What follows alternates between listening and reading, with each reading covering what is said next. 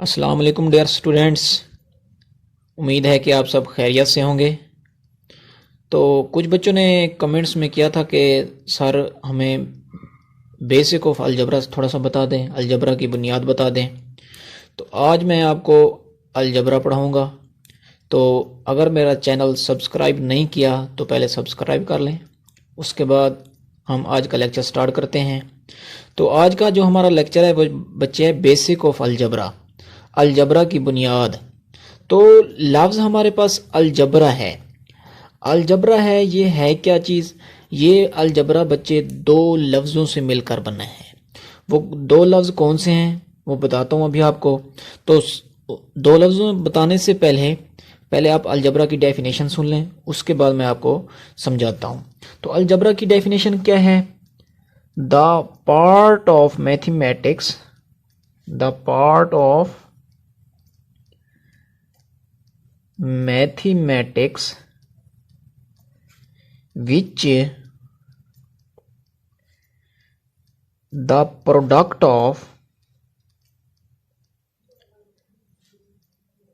of variable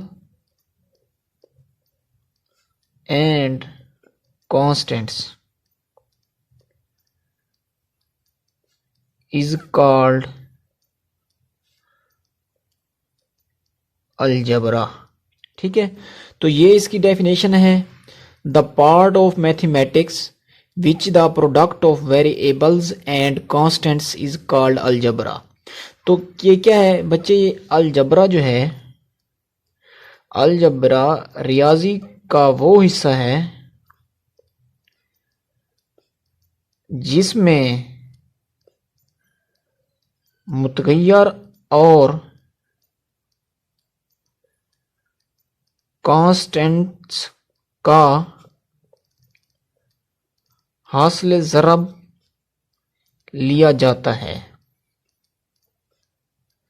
ठीक है, तो इसका क्या मतलब है? एग्जांपल देते हैं, इसकी मिसाल करते हैं,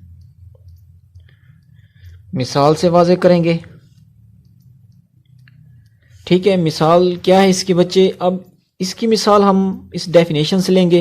वो कहते हैं the product of variables and constants. Product का मतलब होता है हासिल ज़रब। ठीक है, कांस्टेंट और वेरिएबल्स। कांस्टेंट हमारे पास क्या होते हैं? साकिन। और वेरिएबल्स क्या होते हैं? मुतगय्यर। ठीक है, तो ये बाद में बताऊंगा कि वेरिएबल्स और कांस्टेंट्स क्या होते हैं।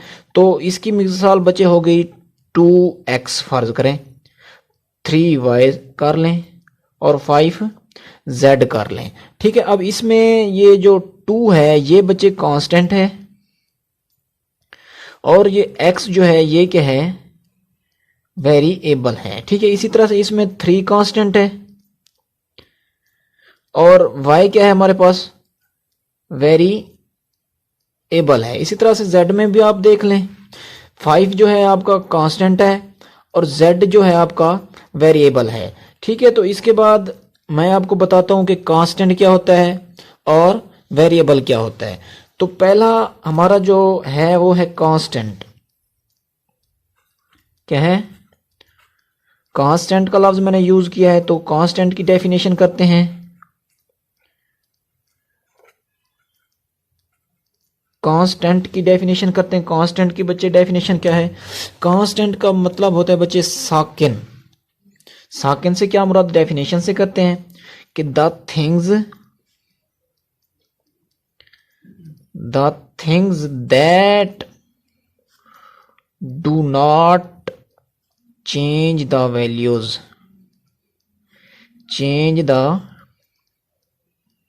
Values, is called constant. ठीक है, तो क्या मुराद है कि ऐसी चीजें जिनकी कीमतें तब्दील ना हो, ऐसी चीजें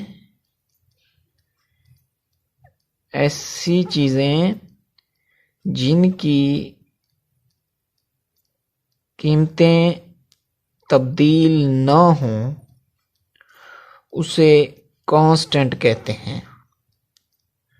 तो परेशान ना हो, इसकी मैं आपको मिसाल से वजाहत करता हूँ, मिसाल देकर समझाता हूँ कांस्टेंट चीज़ें क्या होती हैं।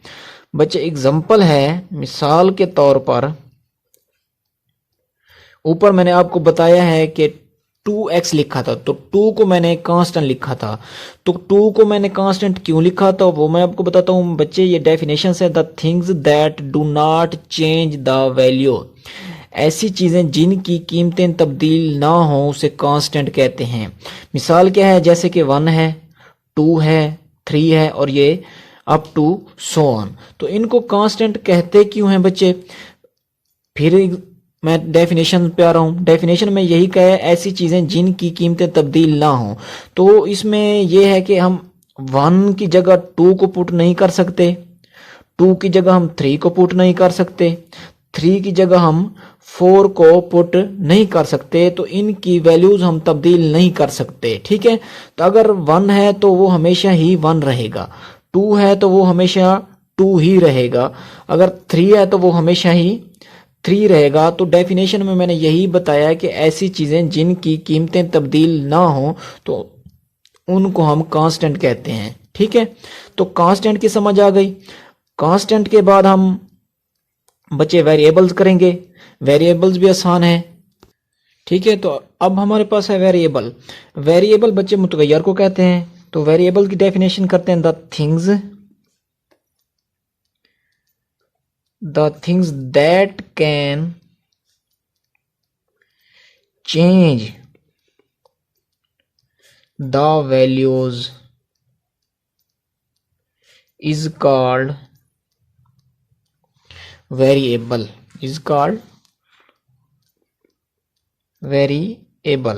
तो इसकी उर्दू में डेफिनेशन देखें, ऐसी चीजें जिनकी कीमतें तब्दील हो जाएं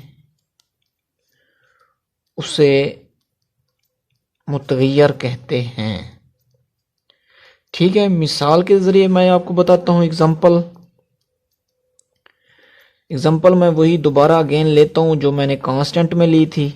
कौन सी? 2x, सॉरी अलजबरा में ली थी, 3x और 5y ले लेता हूं। तो मैंने उसमें ये कहा था ये कांस्टेंट है और ये है हमारे पास वेरिएबल, ठीक है। तो कांस्टेंट मैंने आपको बता दिया, मैं वेरिएबल आपको बता रहा हूँ। वेरिएबल क्या होता है बच्चे? मैंने अभी डेफिनेशन में बताया, ऐसी चीजें जिनकी कीमतें तब्दील होती रहें तो उनको वेरिएबल्स कहते हैं।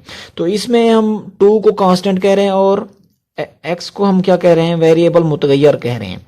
तो x को मुतगैर क्यों कह रहे हैं बच्चे? x को मुतगैर इसलिए कह रहे हैं क्योंकि टाइम के साथ साथ इसकी वैल्यू तब्दील होती रहती है। किस तरह से?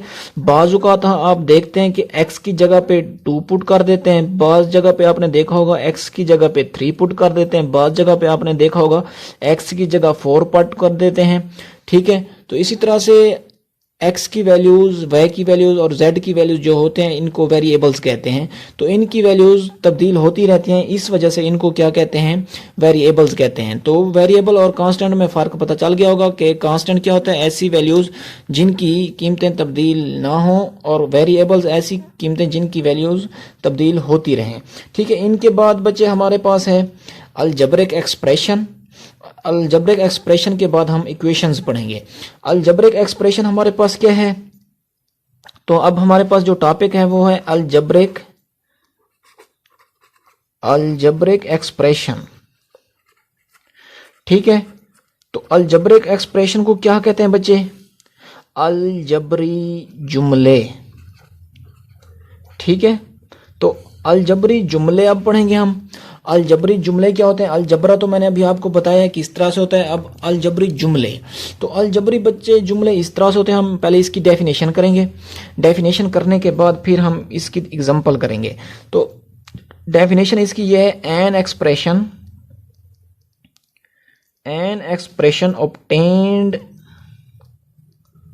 obtained by variables and constant using the arithmetic symbol is called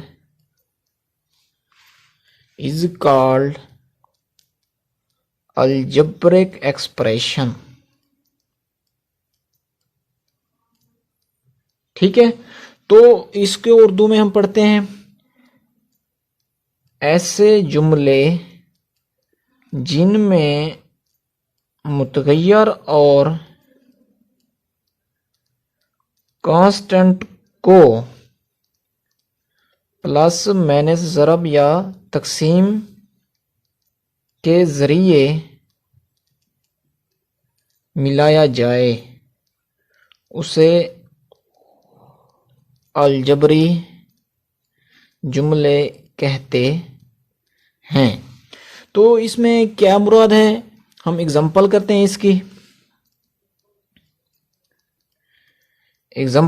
मिसाल करते हैं। अब मिसाल में क्या है बच्चे, अब इसमें ये कह रहा है ऐसे जुमले जिनमें मुतगय्यर और कांस्टेंट को इन अरिथमेटिक एक्सप्रेशन के जरिए मिलाया जाए। क्या मतलब, अब फर्ज करें कि हमारे पास एक हिंसा 2x है, ये अलजबरा है, ठीक है, और 3y है, और क्या है हमारे पास 4 फर्ज करें कि z है। अब ये एक हमारे पास अलग अलग रकमें हैं।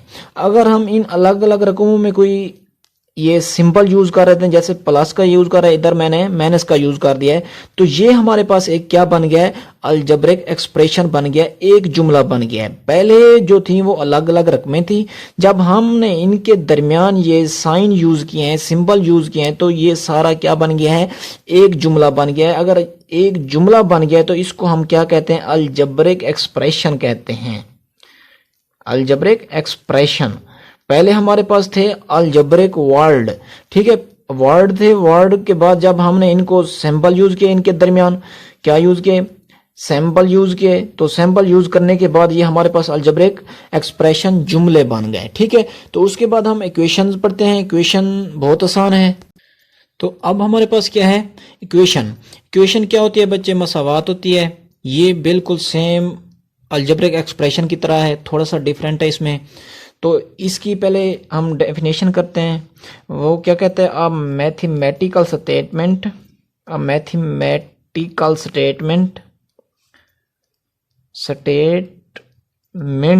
That one expression is equal to an other is called equation। अब ये क्या कहते हैं, ऐसे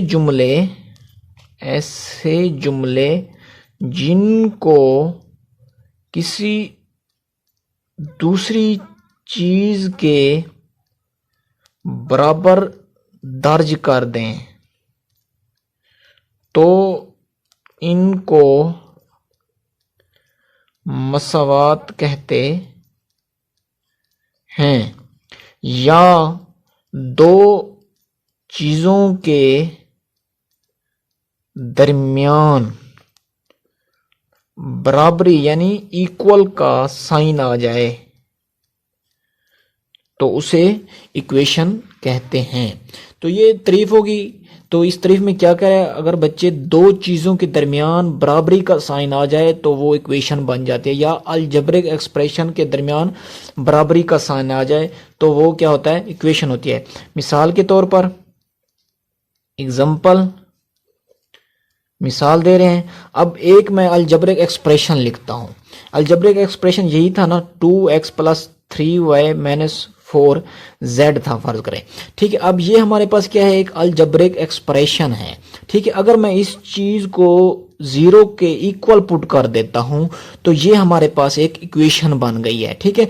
पहले हमारे पास क्या था, अलजब्रिक एक्सप्रेशन था, जब मैंने इसको किसी चीज के इक्वल पुट किया तो वो हमारे पास क्या बन गई, इक्वेशन बन गई। इसी तरह से एक और एग्जांपल लेते हैं कि 4x + 3z = लिख देते हैं हम किस चीज़ के, y के इक्वल लिख देते हैं। तो अब ये दो चीज़ों के दरमियान क्या आ गई, बराबरी का साइन आ गया, तो ये हमारे पास क्या हो गई, इक्वेशन हो गई। तो आज का हमारा लेक्चर यहीं पे एंड होता है। तो उम्मीद है कि आपको लेक्चर समझ आया होगा। तो प्लीज़ सब्सक्राइब करें और लाइक ज़रूर कीजिएगा, ठीक है। तो बेस्ट ऑफ लक, इंशाल्लाह अगले लेक्चर में मिलते हैं। पाकिस्तान जिंदाबाद।